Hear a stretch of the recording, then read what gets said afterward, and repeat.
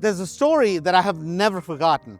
It's about a preacher and a farmer. Preacher goes to a farmer's house and he's kind of talking to him, and there's a dog that's laying by the farmer. And the dog is crying and moaning. And the preacher goes, "What's wrong with your dog?" The dog is crying and moaning. And the farmer says, "The dog is laying on a nail." And so the preacher goes, "Well, why doesn't it move?" And the farmer says, "Well, it just doesn't hurt bad enough." Human beings are like that. A lot of times we have things in our life, things that we know we need to change, but yet we don't move, we don't do something different. Why? Because it just doesn't hurt bad enough. This is a very, very special place for me. And this used to hurt me really, really bad. Let's go inside and I'll show you why. This is a beautiful hotel, as you can see, but this used to hurt me every single time that I would walk through the doors in the evening, because I used to be a server right back there. There was a steakhouse called the Shula Steakhouse. And during the day, I was trying to sell real estate. I said trying because clearly I wasn't succeeding at it, but I was trying. And in the evening, I used to be a server. And my number one worry was that I had some properties that I had listed for clients right across the street, the townhouses. And every night I would kind of look around the corner that in the dining room, one of my clients wasn't there, because I felt that low about myself.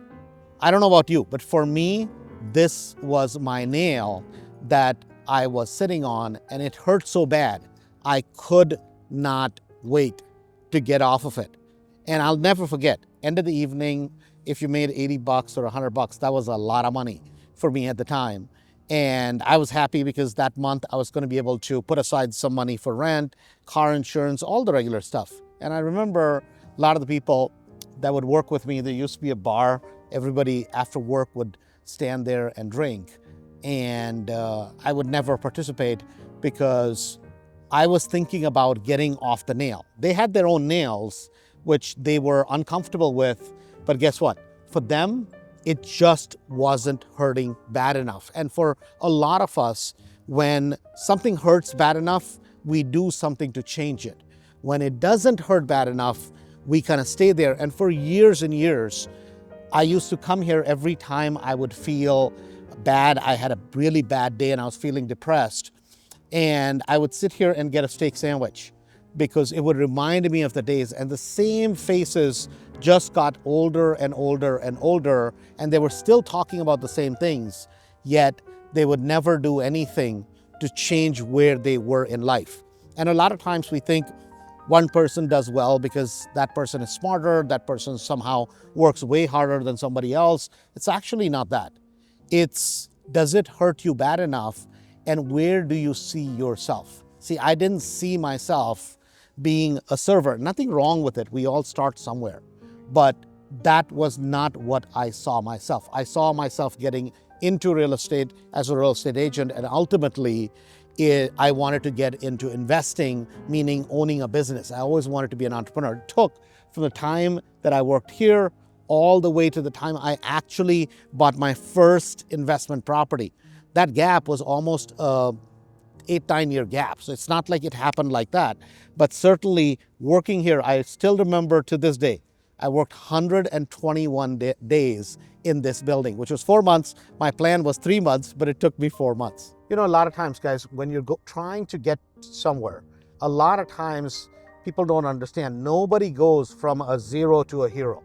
What I mean by that is this, that a lot of times what people don't understand is that for people who seem successful today, who may have the things you may want, right? What was their journey like? If you study people, it's kind of reveals itself, which is that it's a step-by-step process. For me, from working at the steakhouse, it was working there in the evening to be able to make rent, to be able to pay my bills, because I didn't have as many real estate sales at the time.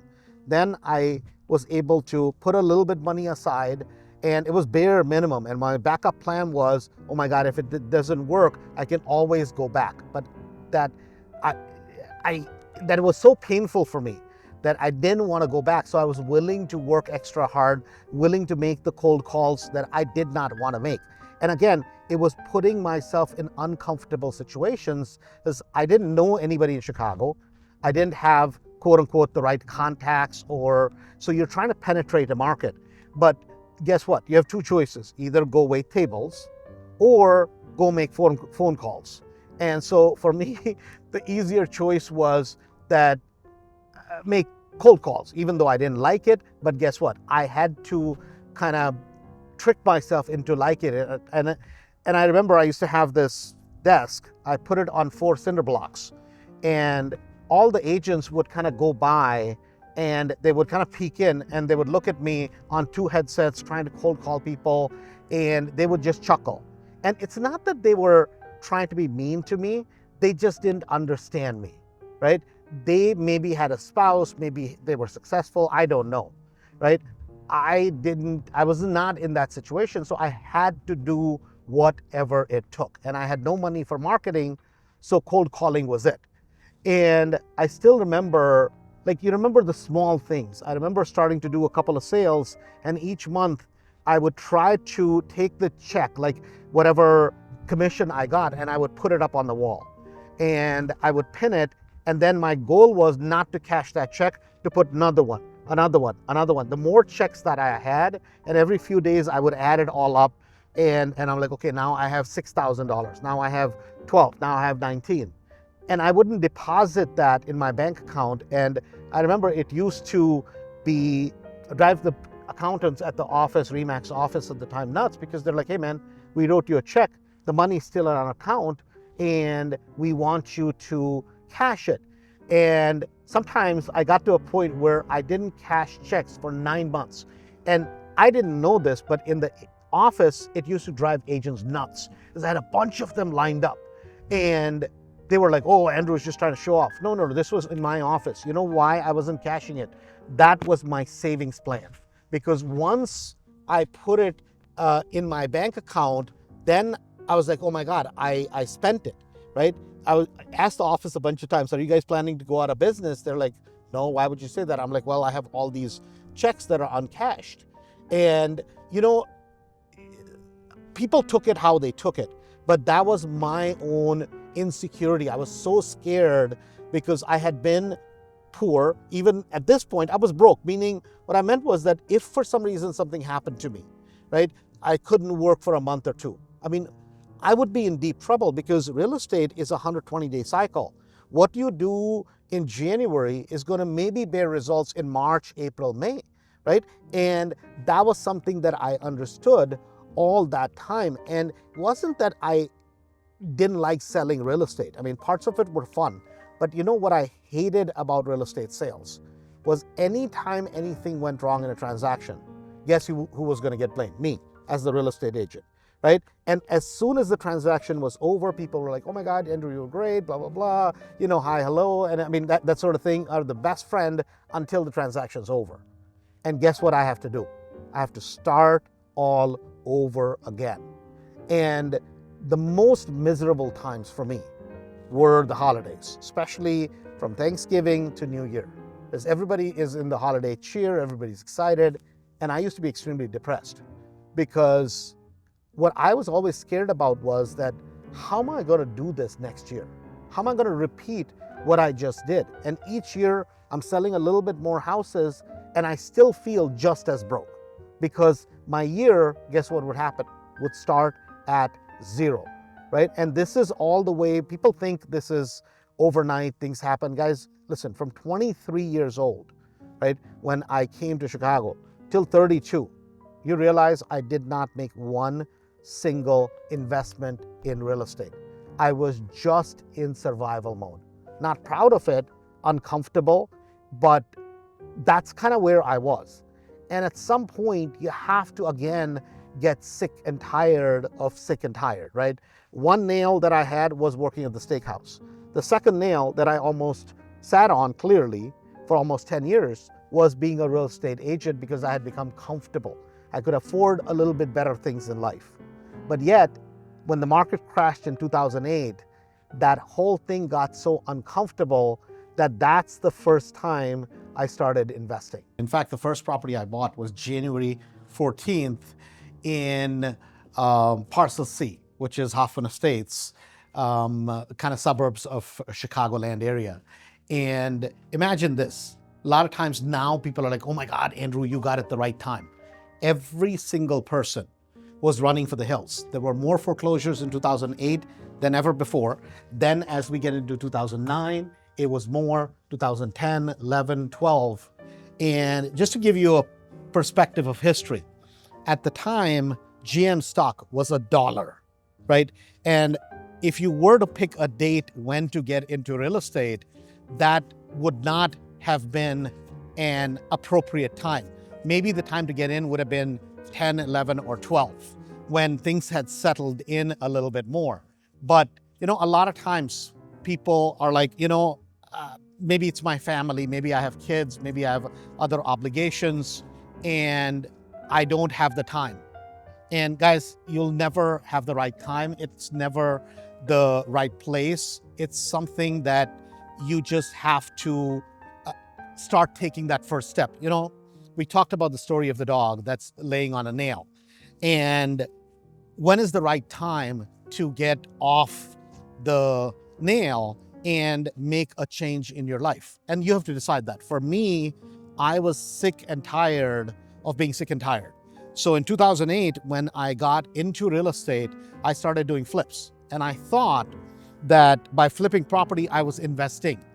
And 2008, 9, 10, I did almost 128 or so flips in that time. And I didn't realize I wasn't investing. All I was doing was trading. Think about it. As a real estate agent, what do? You get a commission for every house that you sell. As a quote unquote flipper, what happens? You're buying a house, which is ugly. You're making it look beautiful, and then you're reselling it. Is that not trading? It's just that I kind of got off this treadmill, which was real estate agent, and then I got on the treadmill of a quote unquote flipper. And everybody from the outside would look at it kind of in and go, oh my God, Andrew, you're doing so much flips. You're doing so much flips. You're making so much money. If you really look at the reality, I was actually making more take-home money as a real estate agent. I just didn't know. Sometimes, you look at the neighbor's yard and it looks green and it looks much better than your own yard until you kind of walk over and hop the fence. And then you realize that it's actually not grass, it's AstroTurf, or that they spray painted it. Right? What I'm trying to say is this: sometimes we look at somebody else, and of course what they're doing looks more glorious. And for me, flipping was almost a misstep. And I say almost a misstep was because of this reason. Flipping for 3 years, which is 2008, 9, and 10, is what got me to realize for the first time that the real money, the real wealth in real estate, which is why I was trying to get into real estate since the age of 19, is not in flipping. Flipping is just another job. I know it's glorified. I know, oh my God, you can make a lot of money. And it's true, you can make a good amount of money. But guess what? It's nothing different than a job. A good real estate agent can make a lot of money. A good anything, right, can make a lot of money. And for the first time, I started realizing at the end of 2010 that I'm in the same exact boat that I was in before I became a flipper, which is each year I had to keep doing the same thing over and over and over again. At that time, I didn't know the concept of if you take care of real estate for the first 5 years, real estate will take care of you for the rest of your life, which is that if you have 5, 6, 7 properties that are completely paid off, that's where the real wealth is, because that is equity. That is cash flow. If you're sick, the money still comes in. If you're doing well, progressing, the money still comes in. And the real wealth. So in 2011 is the first time when I actually started buying rental properties. Before that, all I was doing was just running on a treadmill. See, there's a difference, and this is important to understand. Doesn't matter what kind of job you have. If you have a job as a barista, or if you're an Uber driver, or a plumber, or a doctor, what are you doing? You're trading your hours to make an income based on your skill set, meaning the harder it is to replace you, the more you're going to make per hour. It's that simple, right? So if you're a barista, it's easier to replace you, hence you're going to get less. If you're a manager at that same coffee shop, you're going to make more because you still have going to put in time, but it's harder to replace you. Now you get a professional degree, or you become a surgeon, you become something specialized skill set. What happens? You have to be there, but you get more for that hour because it is harder to replace you. See, that's owning a treadmill that you're running on. That's what a lot of times people think. I'm self-employed, so I own the treadmill, right? When you work for somebody else owns the treadmill. See, the good part about that is this: the treadmill breaks down, guess what? You can always go hop on another treadmill. When you're self-employed, now treadmill breaks down, you got to get down, fix it as quickly as possible, get back on, and start running again. See, there are two types of people in life, and you want to be the second one, which is you own treadmills that other people run on. Think about a rental property. What is it? It's a little house, it may be an apartment building, it may be whatever type of property. But guess what other people are doing? They are going to work to run on a treadmill that you own. At the end of every single month, it produces income. And I don't know why it took till the time I was almost 35 before I owned a single rental property. So if you're listening to this, if you're hearing this, you're like, oh my God, Andrew, I am 40, I'm 45, I'm 50. Guys, the question is not if you're young or if you're old. The time to start is today. My question to you is, are you ready, and does it hurt bad enough? Right? See, the day it starts hurting bad enough, that nail that you're sitting on, it really starts bothering you. That's the first time change happens, and it will never be the right time. You know, entrepreneurship can be a very lonely road. And a lot of times you will feel that you're misunderstood, nobody believes in you. And a lot of times it's not that people don't necessarily believe in you. They just don't understand the vision that you have versus what other people have. It's like, think about this. You're standing kind of at top of a mountain and you have binoculars and your friend next to you doesn't. And you're seeing something 10 miles away through the binoculars. And only you can see it. Why? Because you have those binoculars.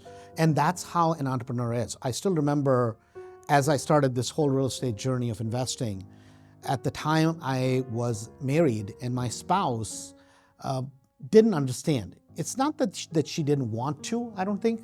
Maybe I didn't know how to explain it because I felt a certain way and I wasn't sure that it would work. I had these hopes and dreams. And a lot of times I remember on the weekends, I wanted to go out and go get some breakfast, and after that go look at a bunch of foreclosure properties. And she said, oh, you're always working. And it wasn't us as a family, it was just me, her, and a dog at the time. And I was like, you know, let's just go, we'll get some breakfast and then just look for some properties. And I thought I was doing that for the family. And she perceived that as work. And sometimes that's going to happen. And in now looking back, because years later she came back and she said that you were right. Why didn't you tell me? And I thought I tried to explain it. I thought we even had some arguments over this thing. But that's going to happen. And not only at home, but even in public, meaning in the real estate office I used to work at, agents used to look at me and they were like, well, this is not the right time. Everybody's losing properties. I'm like, well, but if this is, everybody's losing properties, shouldn't the logic dictate now is the time to get in? Shouldn't I be able to get a lot of deals? And if I'm in real estate and I'm a quote unquote a real estate agent, shouldn't I be the one that instead of just selling all the great deals to my clients, shouldn't I be the one that should be an expert at finding the best deals for myself? That was only logical in my mind, right? How can you be a mechanic that can't fix their own cars in their yard, but yet you go out, help the world? Doesn't make any sense. And I say that to say this, because all the things at the time, whenever I talked with people, I shared with people, they would chuckle, they would laugh, oh, he's gonna be rich, he's gonna be one of those flippers like you see on TV. And it may have been a joke to them. And I know a lot of times people aren't trying to be mean, but if they don't know what else to say, right, they're gonna say something. And a lot of times it's not even valid. It's like, hey man, I'm just trying to get ahead. I'm not comfortable. The nail I'm laying on, it sucks. I'm just trying to get ahead. And I'm not saying I know everything, but that's all I was trying to do. And then, in life, what you realize is that out of every 10 people, there are going to be one or two people that will see your vision. And that's exactly what happened to me. There was a couple of people. I remember a guy we used to call Coach Mike. He had a small fabrication shop. I had a friend, Fred. I had another pilot who was Kevin. And those 3 or 4 people out of 15 or 20 guys I knew, they were like, yeah, this will work. What you're saying makes sense. And at the time, they started making very, very small investments with me. Today, it's very different, because today, as we look at Chicago RIA, we look at National RE Invest, the whole group of people, the bubble that I live in, it was born at that time because I didn't have anybody to talk to. I didn't have anybody to relate. And as I started becoming a little successful, I was so excited and passionate about sharing what I was doing. It wasn't that, I'm going to do events. I was just excited about what I was doing. And as I started talking to more and more people, as I went out and got a radio show, right? For 7-8 years, I did a radio show. A lot of people don't understand how those talk shows work. It wasn't sponsored by anybody. I paid for the time. It was about $60,000, $70,000 a year that it used to cost me to do that, because I was excited to share my journey. And that started and that built a community today of investors. What you're listening to is a whole part of that I realized there were a lot of people like me that wanted to use real estate to build wealth, to build cash flow, to build equity. And today we've built a huge community. Sometimes it may seem that the success is overnight, yet in most cases, it can take 5, 10, 15 years. This journey that we just went through, it's almost 25 years, 2002, when I came to Chicago, till today in 2025. But it's not about me, it's about you. What is that nail that you're sitting on that you need to get off? And what is it going to take? For me, it was pain. For me, it was being insecure. For me, it was not having financial security and not living up to the expectations I may have had or I had perceived that my parents had. Now the question is, what about you? Because the story that I related is not just my story. In a lot of ways, you and I are exactly the same. We may come from a different background, different culture, different place in life, but yet the human elements of insecurity, not being sure, wanting to be able to do more for you, for your family, or maybe it's for your kids, they're all the same. But my question is, what is that nail for you? And what are you going to do about it? Having said that, this is Andrew Holmes from Cash Flow for Life. Thank you, and talk to you soon.